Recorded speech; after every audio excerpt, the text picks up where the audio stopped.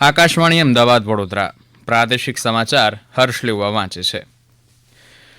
મુખ્યમંત્રી ભૂપેન્દ્ર પટેલે રાજ્યની આઈટીઆઈમાં 1 વર્ષનો આર્ટિફિશિયલ ઇન્ટેલિજન્સ એઆઈનો કોર્સ શરૂ કરવાની જાહેરાત કરી છે. મુખ્યમંત્રી ભૂપેન્દ્ર પટેલે ગાંધીનગરના ગિફ્ટ સિટી ખાતે સેન્ટર ઓફ એક્સલન્સનો પ્રારંભ કરાવતા ઉપરોક્ત જાહેરાત કરી હતી. શ્રી પટેલે જણાવ્યું કે એઆઈ ક્રાંતિ હવે વૈશ્વિક ચળવળ બની ગઈ છે અને ભારત વિશ્વમાં એઆઈ ક્ષેત્રમાં આગળ વધી રહ્યું છે. તેમણે જણાવ્યું કે કેન્દ્ર સરકારે ઇન્ડિયા એઆઈ મિશનની પણ શરૂઆત કરી છે, ત્યારે ગુજરાત સરકારે પણ એઆઈ ટાસ્ક ફોર્સની શરૂઆત કરી છે. આજે ગુજરાતને આર્ટિફિશિયલ ઇન્ટેલિજન્સ અને ટેકનોલોજી આધારિત વિકાસનું હબ બનાવવા તરફ એક મોટું પગલું આપણે ભરી રહ્યા છીએ.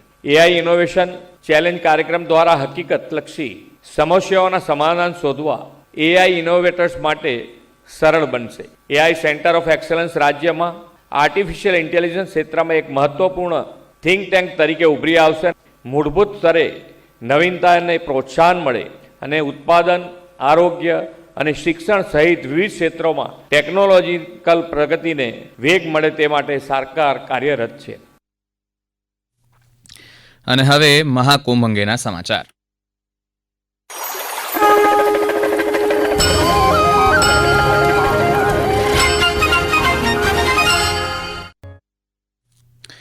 ગુજરાતના શ્રદ્ધાળુઓ પ્રયાગરાજ મહાકુંભમાં આસ્થાની ડૂબકી લગાવી શકે તે માટે ગુજરાતથી દરરોજ પ્રયાગરાજ સુધીની એસી વોલ્વો બસ શરૂ કરવામાં આવી છે.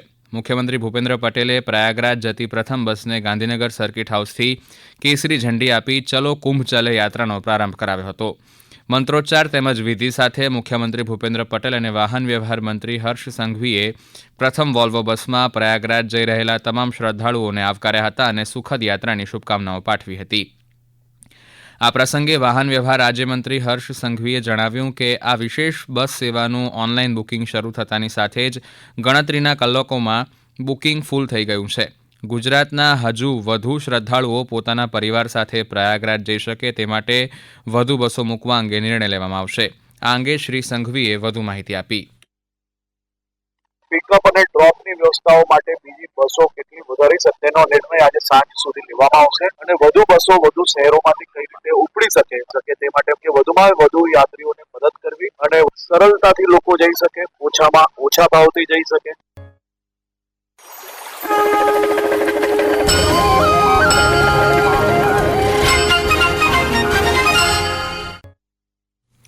આ સમાચાર આપ આકાશવાણીના અમદાવાદ વડોદરા કેન્દ્ર પરથી સાંભળી રહ્યા છો.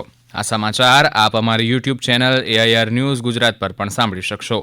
વધુ સમાચાર માટે આપ અમારી વેબસાઇટ newsonair.gov.in/gujarati અને અમારા એક્સ હેન્ડલ AIR_news_ABAD ફોલો કરશો.